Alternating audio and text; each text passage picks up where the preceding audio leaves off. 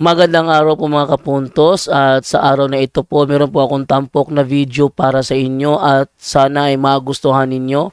Kaya sa mga bago pa po sa aming channel, please po don't forget to hit the subscribe button at ang notification bell para maging notified kayo sa bawat video na ilalabas ko sa channel na ito. At bilang kahilingan po ng punto por punto team at naway maintindihan po ninyo, sana po wag nyo pong i-skip yung mga ads sa aming mga video.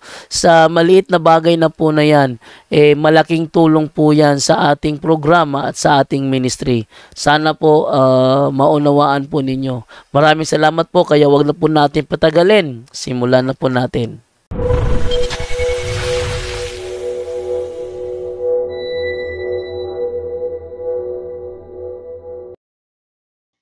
Good evening, galing po kay Sis Arlene. Good evening, bro, patanong din. Okay lang ba nakantahin ng mga Katoliko ang kanta kagaya ng mga Hillsong? Kasi may mga charismatic na ginagamit ito pang praise and worship. So, pwede po ba yun? I think ang makakapagsagot nito ay si Brother Tata. Brother Tata Rosal? Bro? Mas maganda, Brother Angel, Brother Dems, kay charismatic yun si Brother Angel. Alright, so sige, Brother Angel. Yes po, pagdating sa charismatic kasi, no, may mga time po na hindi sa bago magmisa, talagang kung ano yung mga praise song, actually yung iba galing sa mga ibang mga born again na music, no, yung mga gospel songs, gospel music. Okay lang po yun, kapatid, sa charismatic lang, no. Pero pagdating sa liturgy natin sa misa, hindi po pwede yun. Dapat yung kakantahin natin is nakatugma, no, nakatugma mismo sa tinatawag ko, Angel, na liturgical song. Tinatawag dyan liturgical song. So yun po yung doon, mga liturgical song natin, nakaangkop lang yan po sa misa. Pero yung mga sa charismatic, yung opening nga ng charismatic, mga praising, ang dami yan.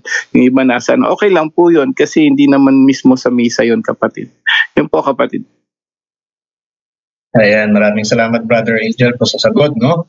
Sige, punta naman po tayo sa another question. Sige, dito lang muna sa live natin. Dito sa Facebook live natin, meron po dito ang tanong. Tanong lang, brother, na confused lang po ako. Kasi di ko po narinig ang kwento sa husband ni Mama Mary. So, yan po ang tanong, no? Okay, so I think tinatanong ni Sister Ned, no? Tinatanong niya kung anong nangyari sa kay Saint Joseph, no? Kasi yung kwento, yung patungkol sa kay Saint Joseph ay hanggang sa hanggang sa edad lang ni Jesus na 12 years old. I think na-mention lang po doon yung naging papel ni Saint Joseph, no? Mababasa po natin sa Luke chapter 2 verse 41 to 52. Now, patungkol naman po sa kung anong nangyari kay Saint Joseph, no, lalong-lalo na po sa bakit wala siya doon sa first ministry ni Jesus, no, at until na-crucify siya, ay hindi na po yan natukoy sa Biblia at wala po tayong impormasyon patungkol dyan. But ayon po sa tradisyon, ginampanan ni Saint Joseph yung kanyang katungkulan bilang ama, no, na protektahan yung kanyang pamilya, si Jesus at si Mama Mary. So, kung ano man yung nangyari, ay wala po tayong alam, at kung ano man yung mga kwento patungkol sa kay Saint Joseph, ay hindi rin po yan tinatanggap ng simbahan. No, nakafocus lang po tayo sa kung anong revelation ng Biblia, ang sinasabi ng Biblia. So, I think may dadagdag ko dito si Brother John Ray. Okay na yun, bro. Tama na yun, bro. Okay. Wait lang muna, ha. Sumagot na si Moises Tunyakaw, Moises Tunyakaw, naririnig mo ba ako dyan? Ano yon? Sige, bro. Ano yung gusto mong, bro? Meron kang gustong itanong sa amin ngayon? Meron akong itatanong. Okay. Sa footnote ng Kristohanong Katilingban o Biblia ng Sambahayang Pilipino sa Lucas chapter 3, sa footnote, no?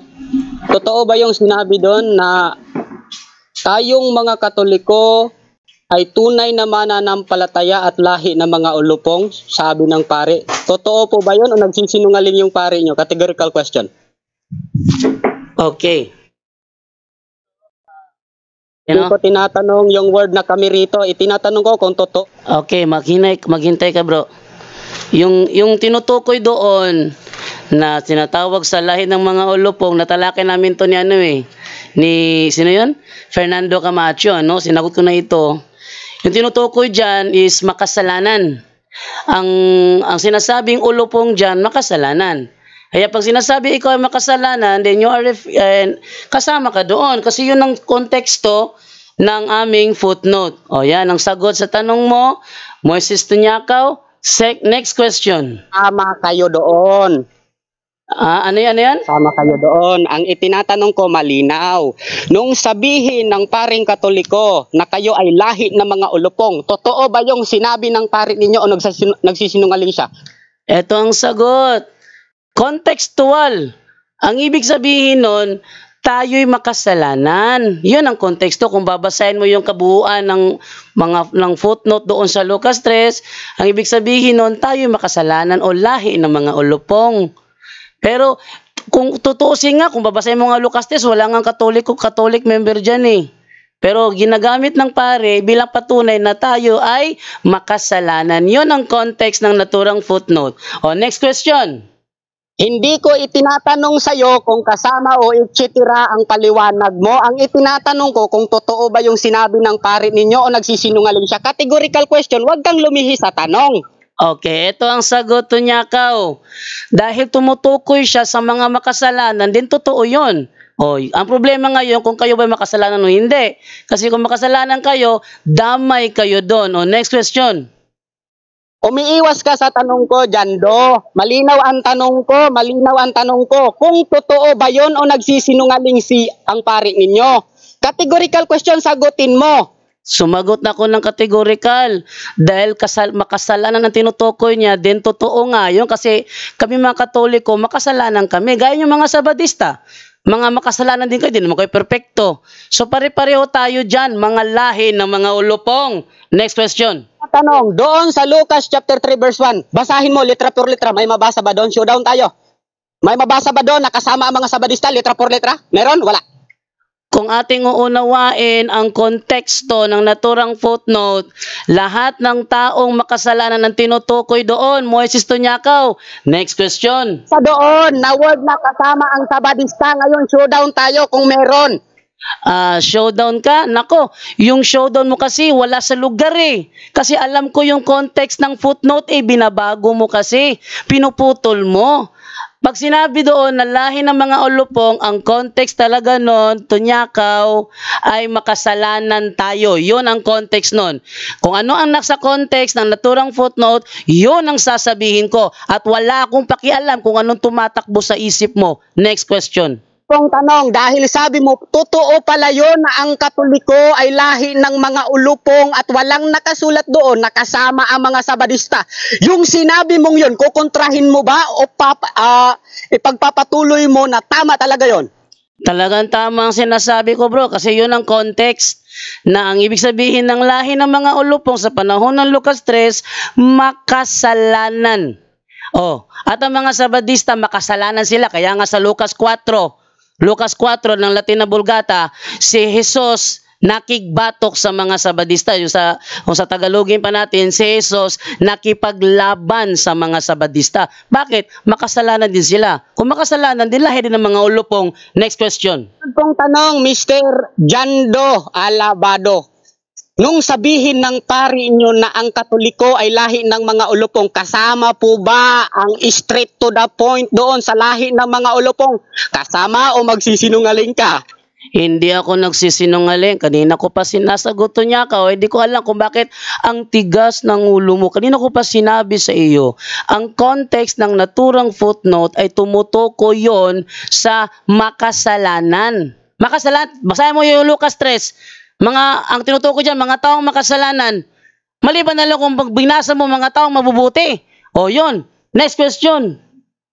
Hindi ako nagtatanong dyan doon na hindi ako nagsisinungaling, kundi ang itinatanong ko kung kasama po ba ang straight to the point, doon po. Ay nako, sabi mo, kasama po ba ang straight to the point? Hindi ba sinabi ko, mga tanong na mga fallacy o misleading questions, talagang hindi yan dapat sagutin. Kawikaan 26:4, ang mga tanong na sa Bisaya pa, binuang, ay hindi dapat sagutin. Yung mga tanong na kalokohan ba, hindi kailangan sagutin kasi pag sinagot natin ng mga kalokohang tanong, matutulad tayo sa kalokohan ng nagtatanong. Kaya yung damay ba ang straight to the point? Wala bang straight to the point nung panahong yun? Ano ba namang klaseng tanong yan? Very illegal masyado. Bigyan mo ko ng validong tanong. Moses Tunyakaw, yung talagang tanong ba na na masasabi ko talagang may taong nagtatanong na nag-iisip. Sige, go. Wala. O kung wala palang straight to the point doon sa Lucas chapter 3 verse 1, so hindi kayo kasalis sa banal na kasulatan kasi Biblia yung translation na yun eh. Oh, ito sagot ko. Ang sinasabi nga doon is mga taong makasalanan. Siyempre, ang tinutukoy doon, yung mga taong nandoon na. At yung programa na straight to the point, wala kakalabasan ng programang straight to the point kung marunong ka talaga mag-isip eh. Kaya sinasabi ko talaga, pag kayo nagtanong, sabi nyo, yung mga tanong nyo hindi kayang sagutin kasi mga fallacy yung mga tanong nyo misleading. Alam mo naman, kung kailan lang lumabas ang programang straight to the point. Ba't mo tatanong sa first century? Bakit? May programang straight to the point na ba sa first century? Yan ay problema sa inyo. Hindi kayo marunong magtanong ng tama. O, next question na lang. Sulat ni Cardinal Vidal at ng ibang mga pari, meron ng straight to the point ng kanila pong inilabas ang translation na Sambahayang Pilipino. Ay nako, nang sabihin nyo ni Cardinal Vidal, hindi pa naiimbento ang programang straight to the point. At yun ay footnote na tumutukoy doon sa Lucas 3. Kaya nga footnote eh. Kasi tumutukoy siya doon sa nakasulat sa Lucas 3. It happens on the 1st century. Kaya dapat yung tanong mo, bigyan mo ko ng tanong na masasabi ko talagang tama at very challenging. Hindi yung mga tanong na fallacy o misleading. Next question. Kung wala ka ng tanong, sabihin mo lang para ilipat ko na sa ibang matatanong. Sige, go. Okay. Ang footnote kasi ang itinatanong ko doon, hindi yung mismong tekstong Lucas chapter 3 verse 1, no? Na binabanggit mo, kundi yung mismong footnote, ha? Nung inilabas ang translation ng Sambahayang Pilipino ay meron ng straight to the point. Nung isulat ng pari yun doon yung footnote, kasama po ba ang straight to the point sa lahi ng mga ulupong? Kasama o magsisinungaling ka? Ito ang sagot, hindi ako magsisinungaling. Ang footnote ay tumutukoy sa sinasabi ng Lucas 3. Yun tinutukoy ng Kaya nga footnote eh. Ano ba ibig sabihin ng footnote? Ipapaliwanag kung ano ang nasa loob ng naturang talata. Siyempre, nang isulat ni San Lucas, ang Lucas 3, wala pa yung programang straight to the point. Kaya nga sinasabi ko sa iyo, invalido yung tanong mo. Bigyan mo ko ng matinong tanong. Sige, Tunyakaw. Sige, balik ulit sa tanong. Hanggang hindi mo sinasagot ang mismo kong tanong, hindi ko papalitan dahil wala kang mababasa sa kahit anong referensya na invalido yung tanong ko. Talagang invalido, bro. Kung marunong kang mag-isip, yes, Brother John, wait lang. Kung marunong kang mag-isip, Tunyakaw, nang isulat ang Lucas 3, wala pa talagang programang straight to the point. Kaya kahit na anong tanong mo, ulit ang tanong mo, talagang invalido yan. Bakit? Tinatanong mo bakit? Kung hanapan kita na si Jose Rizal nakasakay ng Mercedes-Benz, makakabasa ka ba? Tiyak wala. Kasi hindi pa naiimbento ang Mercedes-Benz panahon ni Jose Rizal. Kaya yung tanong mo talaga, kahit saang anggulo, invalido. Kaya kung wala ka ng ibang matinong tanong, Tunyakaw, sabihin mo lang dahil ililipat ko na lang sa ibang magtatanong. Berjanda, bro. Yes, bro. Bro, kasi ang tanong niya about sa atin, Lucas 3:23 daw, commentary ng simbahan about sa mga ulupong. I-counter question natin siya, bro. Totoo din ba yung sinabi ng propeta niyo na ang mga SDF kakalag ka rin sa impyerno? Totoo din ba yun, kapatid? Tunyaka, totoo ba daw yung sinasabi ni Ellen G. White na ang SDA shall be brought down to hell? Ano to Nyakaw? Mukhang ayaw sumagot bro, takot yata sumagot. Kayo na bro Jando. Wala na. Dahil takot palang sumagot to eh. Ang tapang nyo naman magtanong ng ganyang uring tanong. Eh sa inyo nga, Seventh-day Adventist shall be brought down to hell. Ayon kay Ellen G. White mismo. Yan, sabi ko na nga ba, Tunyakaw, wala ka kasing alam na matinong tanong eh. Lahat ng Bro, mga tanong ipakita mo yung, bro Jando, ipakita mo yung reference bro. Sige. Pakita ko yung reference pero hawak ko kasi si Divine ngayon kaya mahirap maglabas ng reference. Okay, basta ito. Si Tunyakaw Moises, kaya yung mga tanong niya hindi nasasagot kasi ang mga tanong niya puro fallacy. Fallacy means misleading.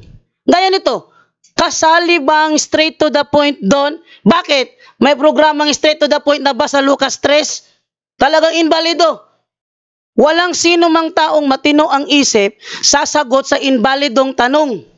Moises, mag-aral ka ng tamang tanong. Sige, akin ang ilipat Brother Junril sa iba namang magtatanong. Thank you.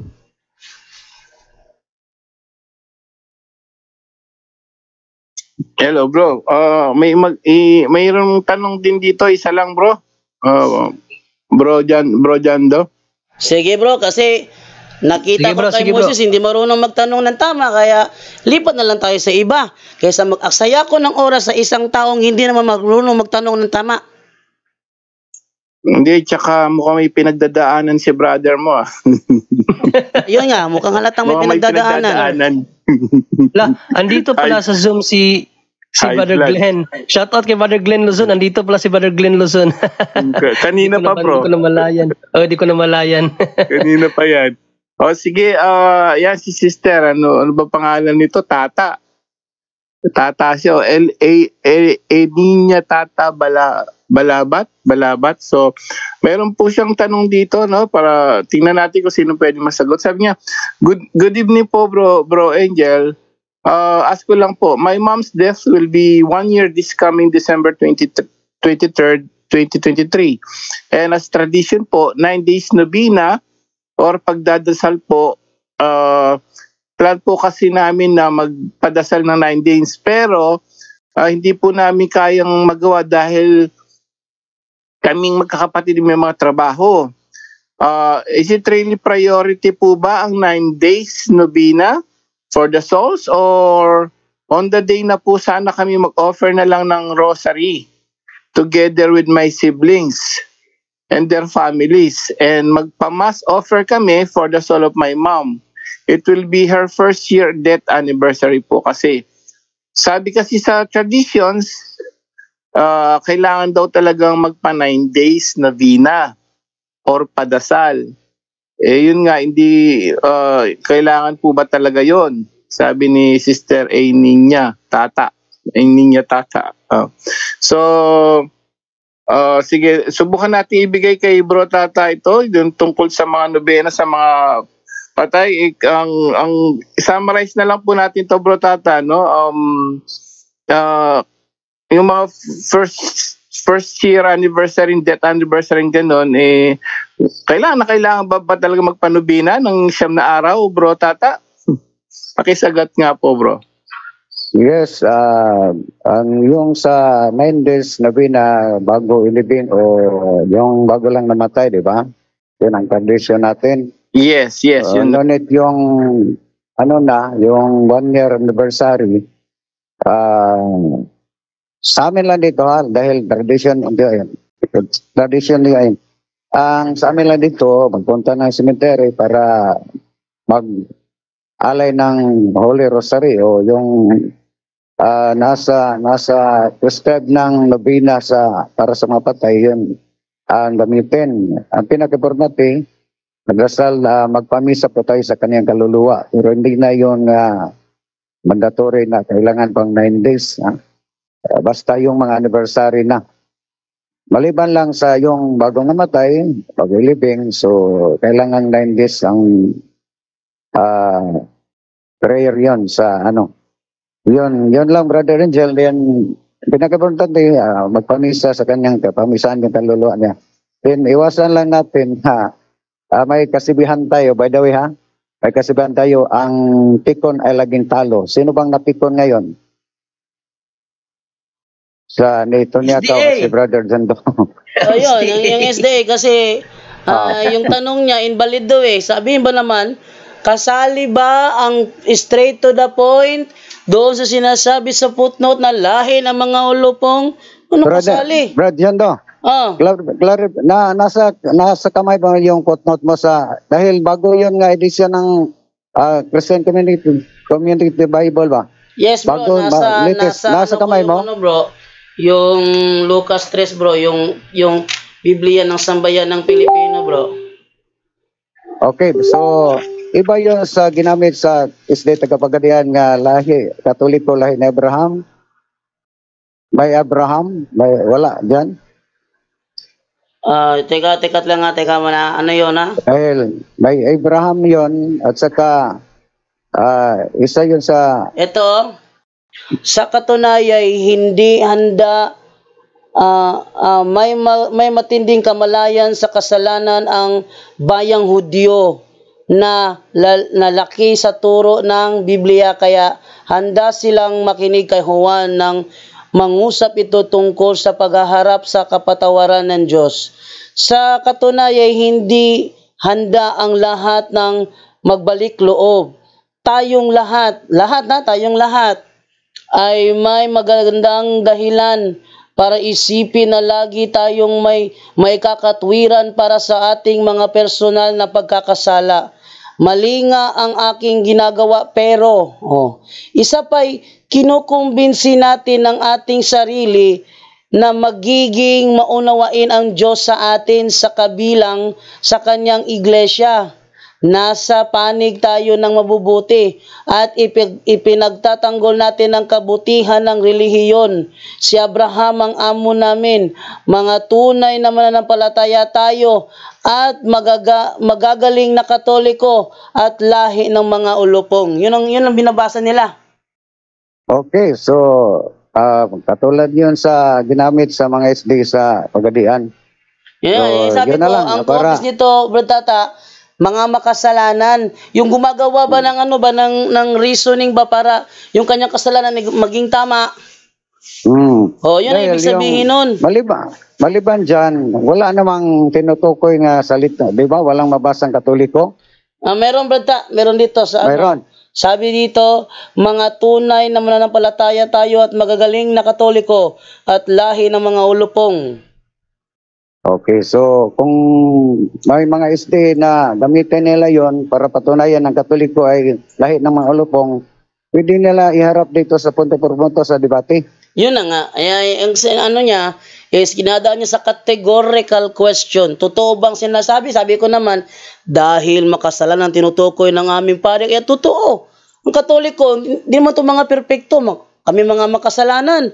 Gaya mga Sabadista, sabi ni Brother John Ray, 70 Adventist shall be brought down to hell. Kasi makasalanan din sila. Kaya nga lahi ng mga ulupong kasi makasalanan eh.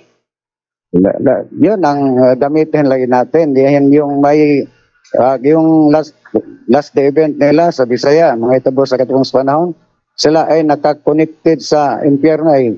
Kung sa Bisaya pa, nindagtot sila sulo sa impyerno. Kinsa may connected sa impyerno ang SDN, kasi sila yung dagtot sulo sa impyerno sa Bisaya. Sa impyerno pa talaga magsisindi ng sulo, ano? Sindi ng sulo. Then, maliban dyan, ang palusot dyan, makabasa lang Katoliko, sila naman naangkin naman sa Katoliko sila. Di ba? Wala namang Roman Catholic dyan. Sa rin nilang The Voice Friendship Course, namin nila sila ay Katoliko rin. Lahi ni Abraham. Sina si Abraham ay hindi naman Katoliko. Sabat keeper naman yon. Dahil siya ang nagtatag ng Judaism. Diba? So, pwede natin sila liliguin sa kanilang sariling aklat kung sino ang may connected sa impyerno. Katoliko ba, Roman Catholic ba, o ang SDN? Yun na nga, kaya si Moises, siya yung hindi naka-score doon kasi walang ibang pinangarap to kundi ang butatain ako eh. Kaya ang mga tanong niya, sabi niya yung mga tanong ko, hindi masagot ng kahit sino mang CFD. Kasi fallacy. Sino bang matinong CFD sasagot sa isang tanong na fallacy, misleading? Yeah, tinang ibigay So, sa next na magtatanong naman. Brother Des, baka may naka-raisehan dyan. Pagbigyan na lang muna natin. Dahil ako, hindi ako makagalaw talaga ng tama dahil karga-karga Wala. ko si Divine. Dito Bro Jando, may tanong dito Bro Jando. Dito sa kay Cherry Quinones. Sabi niya dito, bro, ask ko lang, hindi ako Katoliko at mag-convert ako sa Katoliko. Nabinyagan ako Trinitarian sa dati kong relihiyon. Need ko pa bang magpabinyag ulit sa Katoliko or ano po? Thanks bro. O bro Angel or bro Tata?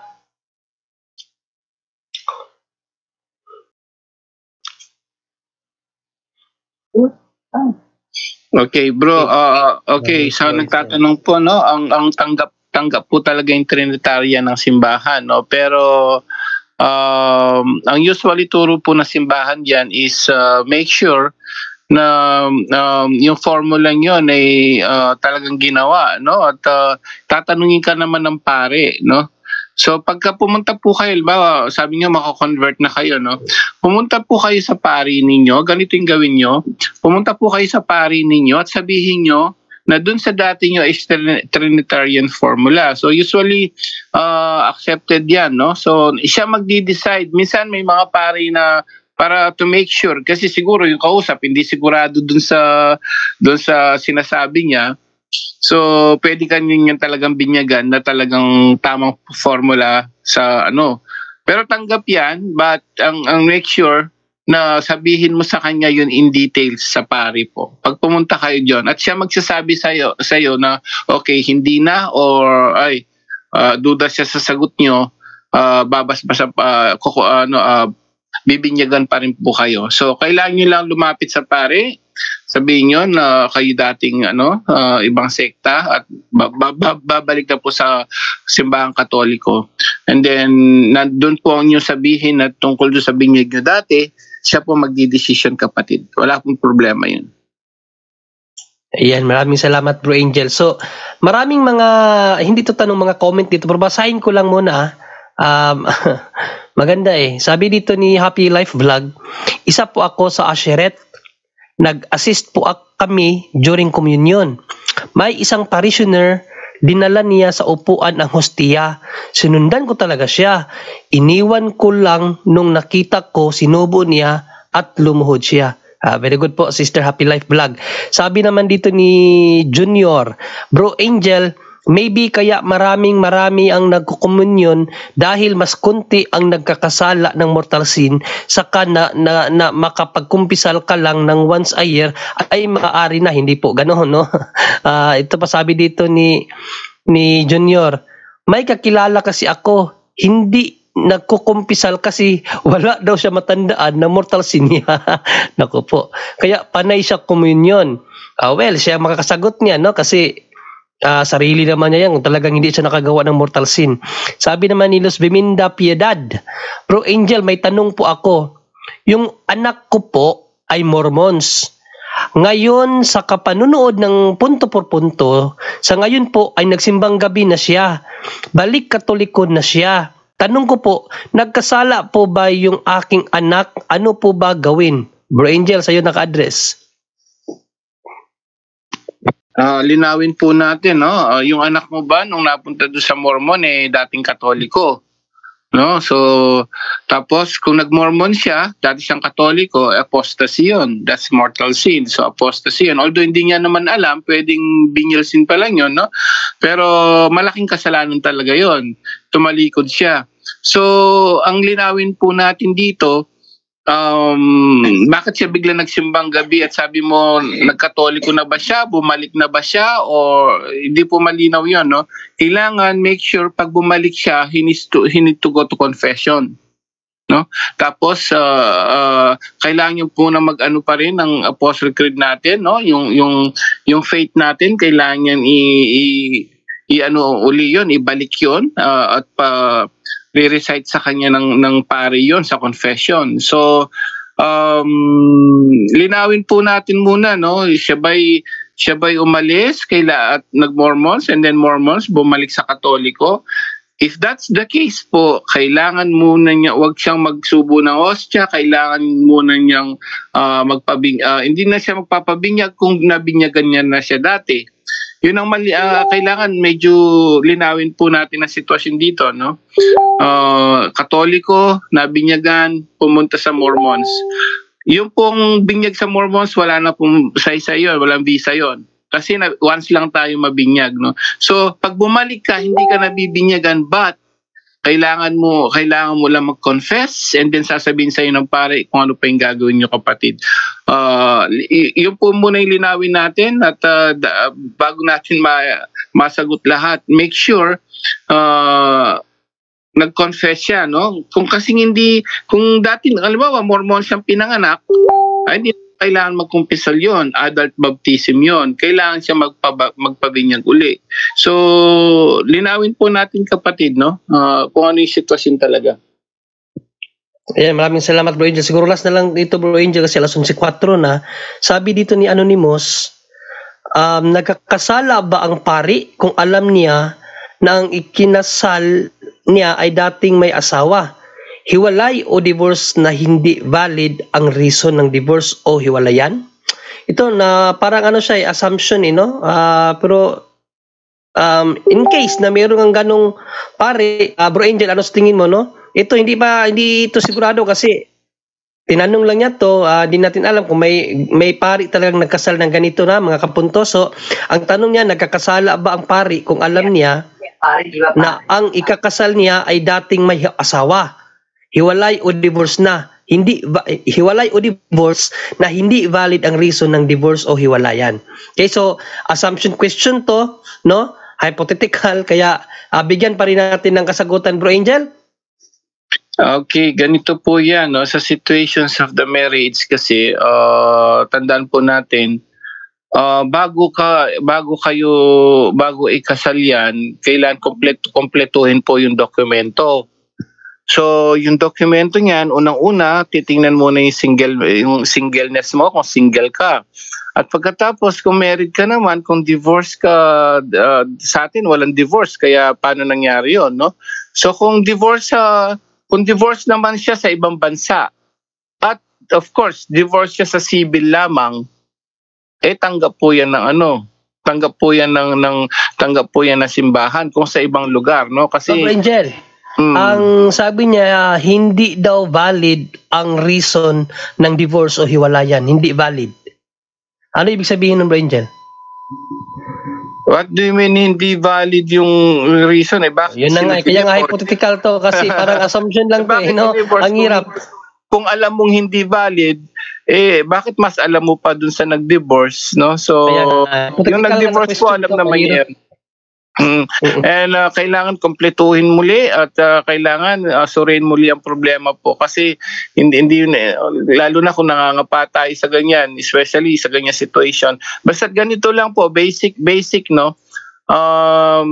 Pagka sa isang bansa sa lugar na pwedeng divorce, halimbawa dito sa Japan, nasa ibang bansa kayo, parang nasa ibang bansa yan na divorce. So kung doon kayo kakasal at magpapakasal kayo sa Christian wedding or Catholic Christian wedding, yung pong divorce yun, tatanggapin na simbahan. Okay? Whatever the reason is, the paper is there, divorce, no? So kung ano man ang rason nun, is still a divorce. At yun naman divorce man o hindi, invalid pa rin naman yun, no? Whatever is that, mag-divorce o hindi, tandaan po natin yung divorce na yan usually civil lang. So hindi pa rin valid sa simbahan yung kasal niyan doon. Civil lang yun eh. Wala naman dini-divorce sa Catholic eh. Annulment lang doon eh. So, yung divorce yung paper, mayroon siyang divorce paper, siguradong matatanggap eh. Ipakita sa simbahan, tatanggapin na simbahan yun dyan kung saan ka man lugar. Kasi sasabihin mo, divorce po ako sa dati, dito sa bansang ganito, tapos kukunin. Dito nangyari sa amin, kinuha yung divorce paper ni Mrs. po. Tapos tanggap na, tapos ako kasi single. So yung sa akin at saka yung divorce paper niya, okay na. Hindi naman magtatanong ng pare kung ano ba yung nangyari sa divorce na yan, valid ba, wala naman po ganoon. Ang importante yung papeles no? Yung dokumento lang. So hindi po concerned doon kung tama ba yung pagka-divorce o hindi. The most important thing sa mga pari po, tatanggapin yan as long as may mga sealed yan, as long as yan ay mga legal na document, tanggap po yan na simbahan, kapatid. Yan, maraming salamat. Maraming salamat Bro Angel, no? So, hanggang doon na lang siguro tayo dahil alas 11:08 na dito sa amin, Bro Jando. Yan, no? So, busy na rin siguro si Bro Jando papapatulog kay Divine. So, okay. So, in behalf po, no, kay Bro Jando, Ate Edna, at sa lahat po ng team Punto por Punto, kami po ay nagpapasalamat sa inyong lahat sa walang humpay na pagsunod, pagsuporta sa programang Punto por Punto po, ano? Pero syempre, una sa lahat, pasalamat tayo sa Diyos sa kanyang paanyaya sa ating lahat na tayo ay tinawag niya, no, upang mapakinggan ang kanyang ebanghelyo at ang kanyang salita na pinag-aaralan po natin, no. So maraming salamat sa lahat, no, at bigay ko muna kay Bro Tata sa kanya pong huling pasasalamat sa ating lahat ngayong gabi nito. Bro Ta? Yes, maraming salamat Brother Jenry at sa lahat ng mga course natin pasalamatan ang malagbang ating Panginoong Diyos dahil siyang nasa kanyang lahat, wala tayong magawa kung wala siya. At saka sa lahat natin magkasamahan sa ating Maria Punto por Punto at sa lahat ng nagtanong at saka yung SDNP phone, kadalasan yung mga SDP phone pag ma-discuss yan natin. So, yun ang isa sa ating iwasan na sa debate na iwasan natin mapikon tayo dahil ang pikon ay laging talo. Mawa tayo sa focus. So, sa lahat na sana patuloy kayong magsuporta sa Punto por Punto, sa lahat ng mga channel, lalo na sa atin sa Tata Rosal pagsisiwalat sa katotohanan. So, magandang gabi, God bless us all, good night sa lahat. Back to you, Brother John, maraming salamat. Maraming salamat Bro Tata. Bro Dens, andyan ka pa ba Bro Dens? Lalo niya si Bro Dens kasi kanina wala na rin siya, tinignan ko kaya ako na nag-take over. So okay Bro Angel, huling pasasalamat bro.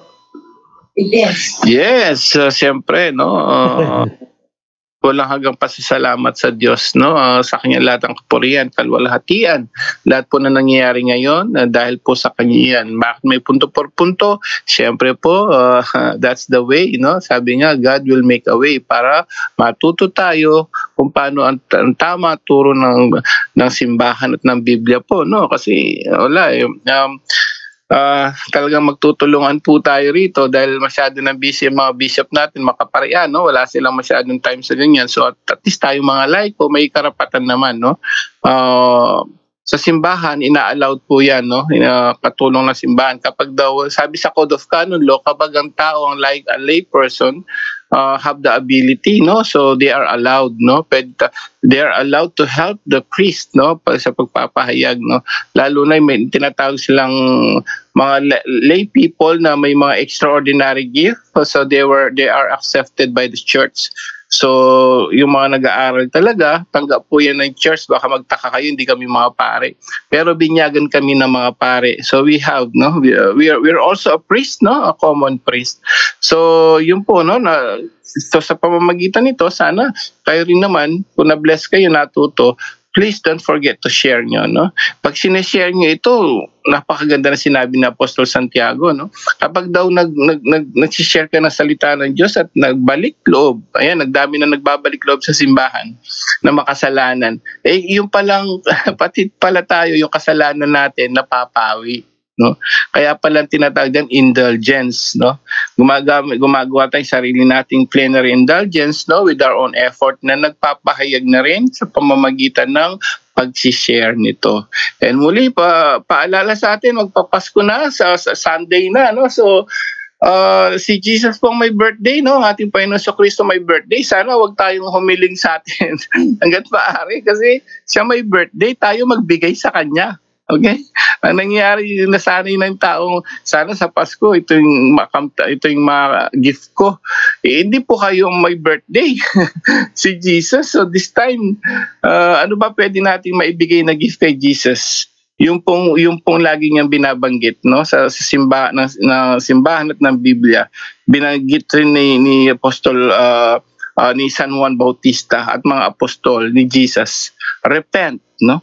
Magsisi, magbalik loob, go to confession, no, bilang regalo natin. At tapos mag-akay pa kayo ng magsimba at mag-confess. Yon, the best na regalo kay Jesus. Siya may birthday, hindi ikaw. Kaya wag kang maghintay ng regalo mo sa kanya. Siya may birthday, no. So this time, just to be the gift for Jesus, go to confession po, Sunday bukas, at marami pang misa ngayon na pwedeng simbang gabi, baka may mga confession sila before simbang gabi, before Mass. Go to confession at bring other people to go to confession para ma-bless po tayo lahat. Yun lang po, naway marami tayong natutunan ngayong gabing ito. To God be the glory. Salamat po. Back to you, Bro Junri, and good night, everyone. Yan, maraming salamat, Bro Angel, no? At adagdag na lang doon sa talumpati ni Bro Angel, no, na regalo sa ating Panginoong Diyos. Sabi po nating Panginoon, wala nang masihigit pa na regalo sa lahat, no, kundi ialay ang kaniyang buhay sa kaniyang kaibigan. Yun lang, maraming salamat mga kapuntos.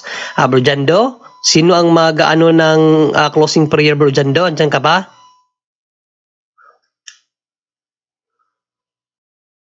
Wala yan sa Jando, Bro Edna, Ate Edna?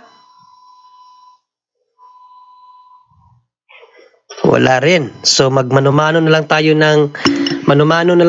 ng closing prayer dito.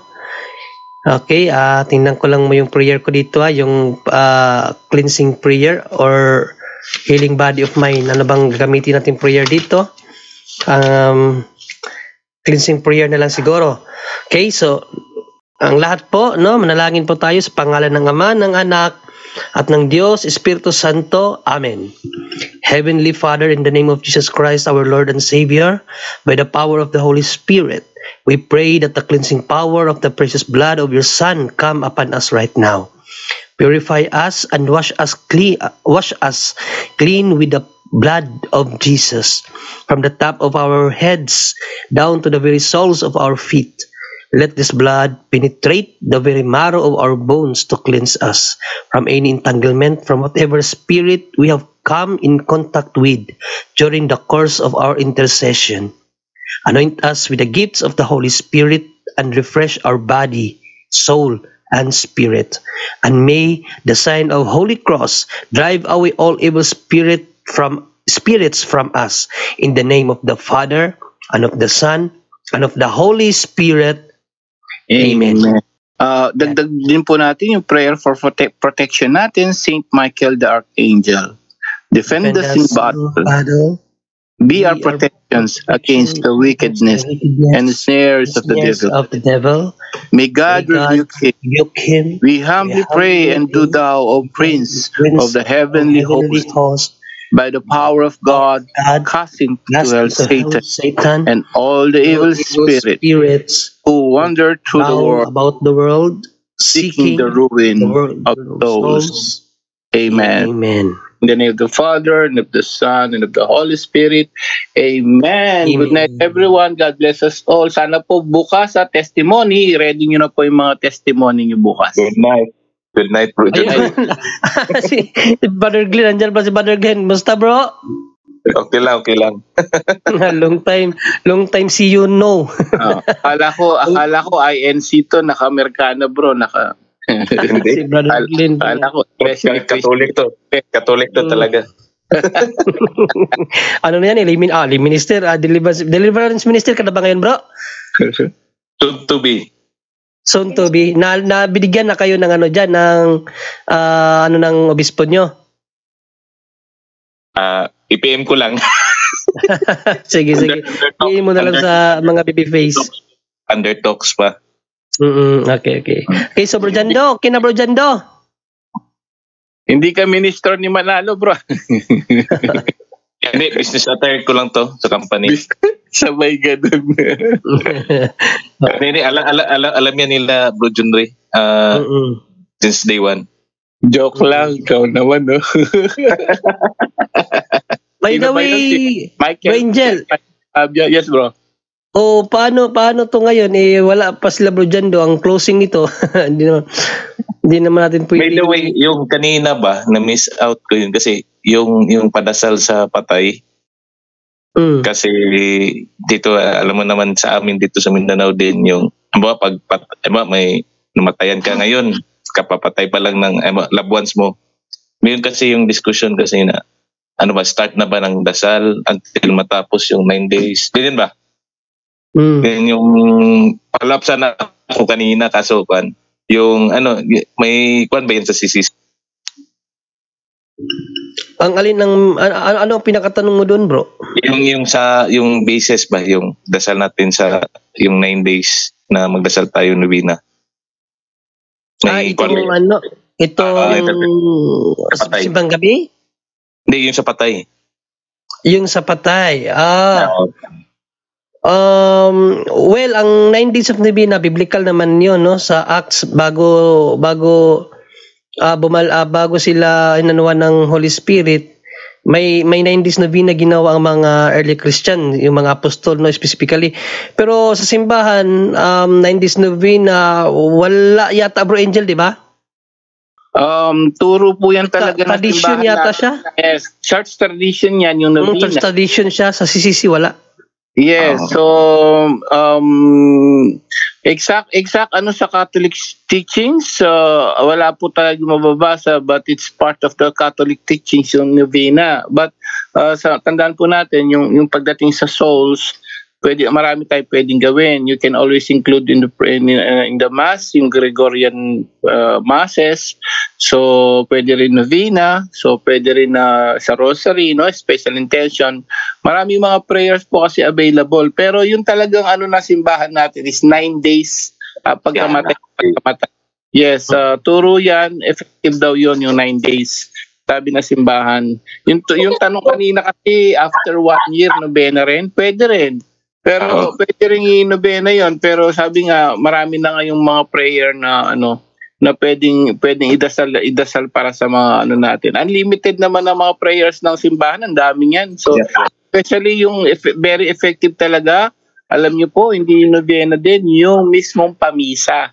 Because marami na po ang nagpatunay yan, yung mga souls in purgatory. Di ba? Nagpaparamdam sila, nagpapakita, and then nung sinama sa misa, ayun, bumabalik sila, nagpapasalamat. Ako marami na ako na dyan sa YouTube na mga testimony po. So yung pinaka the best sa souls for purgatory is for mass, lalo na yung Gregorian mass po, yung 30 days. O yung kapatid ko actually every mass nag-offer siya. So yun po yung mass, talagang yung pinaka is mass po, kapatid. Yan po kapatid. Okay po.